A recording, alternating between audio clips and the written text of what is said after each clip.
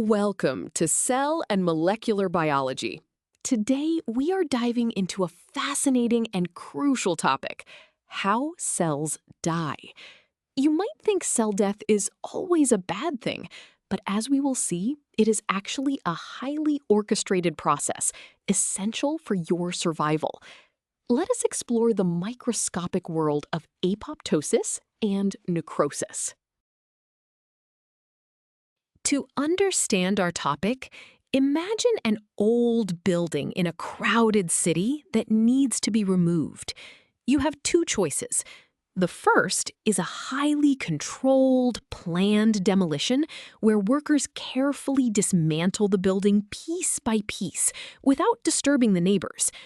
The second choice is a sudden accidental gas explosion that blows the building apart, sending dangerous debris everywhere and setting neighboring buildings on fire. In the microscopic world of your body, cells also have to die and be removed. The careful, planned demolition is called apoptosis, while the messy, damaging explosion is called necrosis. Now that we have our building analogy, let us look at the biological equivalent of that careful demolition: apoptosis. Apoptosis is formally defined as programmed cell death. It is a highly regulated, energy-dependent cellular process. During apoptosis, the cell actively shrinks and its DNA is chopped into neat little pieces. The cell membrane forms tiny bubbles called blebs, which eventually break off into neat packages known as apoptotic bodies. These packages are then quietly eaten by immune cells without leaving a trace. Because it is so controlled, apoptosis is a physiological, natural process that does not trigger any painful inflammation in the body. In stark contrast to the neat packaging of apoptosis, we have necrosis, which is the biological equivalent of our gas explosion. Necrosis is unprogrammed, accidental cell death caused by severe environmental stress, such as extreme heat, lack of oxygen, or physical trauma.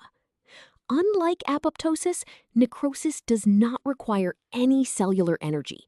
Instead, the damaged cell loses its ability to control its internal environment. It swells up and violently bursts open. When a necrotic cell bursts, it spills its toxic internal contents into the surrounding tissue.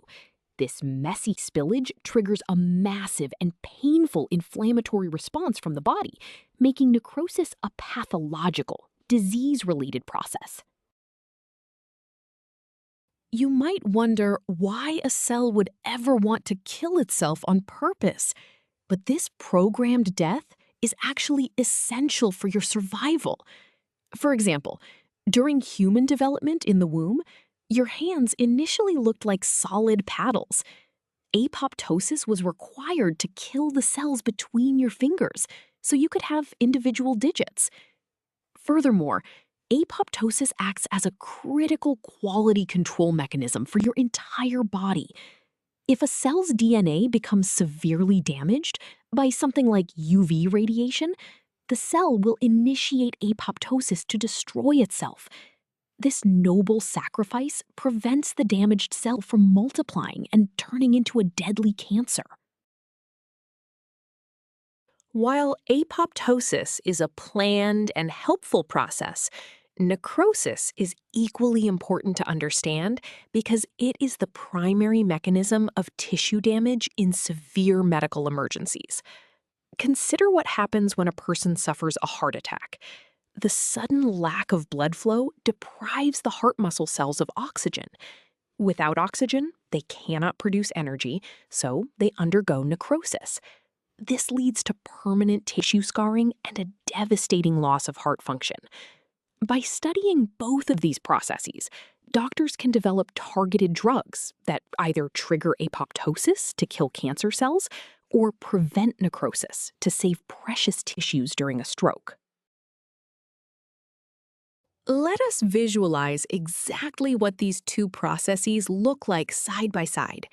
On the left, you see the apoptosis pathway.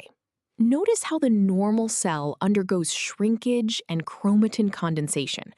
It then breaks apart into neat, membrane-bound apoptotic bodies, which are safely engulfed by a macrophage, an immune cell. There is no leakage. On the right, you see the necrosis pathway. The normal cell swells up, its organelles are damaged, and finally, the membrane ruptures. The internal contents spill out into the surrounding environment, which is exactly what causes the severe inflammatory response shown at the bottom. This diagram perfectly captures the difference between a neat suicide and a messy accident. Now that we have visualized the biological pathways, we need a precise way to quantify how much programmed cell death is actually happening in a tissue sample. Scientists do this by calculating the apoptotic index. The formula is AI equals NA divided by NT, all multiplied by 100. Let us break down these symbols. AI represents the apoptotic index, measured as a percentage. NA is the number of cells actively undergoing apoptosis in a given microscopic field. NT is the total number of cells counted in that exact same field, including both living and dying cells. Multiplying by 100 simply converts the decimal fraction into a readable percentage. When NA increases, the overall index increases, which is often a great sign if we are treating a tumor with chemotherapy. Now that we have our formula, let us apply it to a real-world scenario. A medical researcher is testing a new chemotherapy drug on breast cancer tissue. Looking through a microscope, she counts a total of 800 cells. Out of these, she identifies 120 cells showing clear signs of apoptosis, like membrane blebbing. We need to calculate the apoptotic index. We start by substituting our known values into the formula. NA is 120 and NT is 800. Dividing 120 by 800 gives us a decimal fraction of 0.15. Finally, we multiply by 100 to convert this into a percentage. The final answer is 15%. Physically, this means 15% of the cancer cells are actively dying, indicating the chemotherapy drug is successfully triggering the tumor to destroy itself. Just as we can measure programmed cell death, we also need a way to measure accidental cell death, especially in cases of severe tissue injury. We do this using the necrotic index. The mathematical logic is exactly the same as the apoptotic index, but we swap out the numerator. The formula is Ni equals Nn divided by Nt, multiplied by 100. Here, Ni stands for the necrotic index as a percentage. Nn represents the number of necrotic cells observed in the sample. Nt remains the total number of cells counted. By calculating this index, pathologists can determine the extent of uncontrolled tissue damage. A high necrotic index indicates that a large proportion of cells are dying violently, usually due to a sudden lack of oxygen or physical trauma. Let us see how both of these indices are used together to analyze a medical emergency.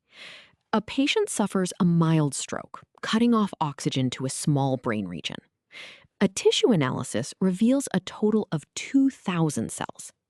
The pathologist counts 100 cells undergoing apoptosis and 400 cells undergoing necrosis.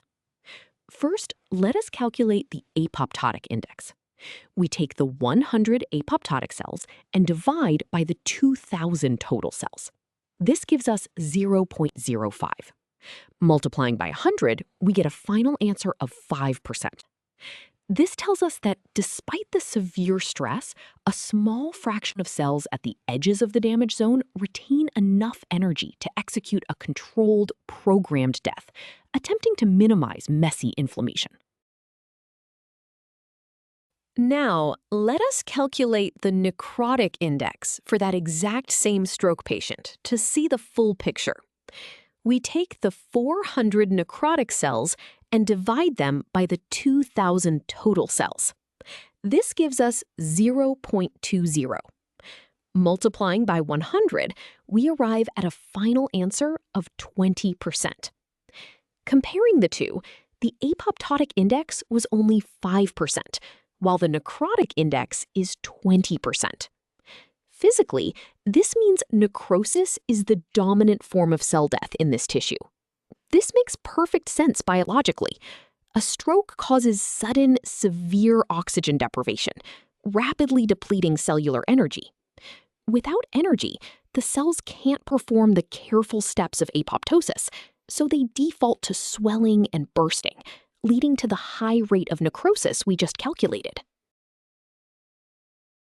We have covered a lot of ground today, so let us summarize the most important ideas. First, apoptosis and necrosis are fundamentally different ways a cell can die. Apoptosis is a neat, energy-consuming, programmed suicide that benefits the organism by removing unwanted cells without causing inflammation. Second, necrosis is a messy, accidental death caused by severe injury, resulting in cellular rupture and harmful inflammation. Finally, we learned how to quantify these processes using the apoptotic and necrotic indices, which are crucial tools for evaluating cancer treatments and tissue injuries. By mastering this distinction, you now have a strong foundation for understanding human development and major diseases. Great job today!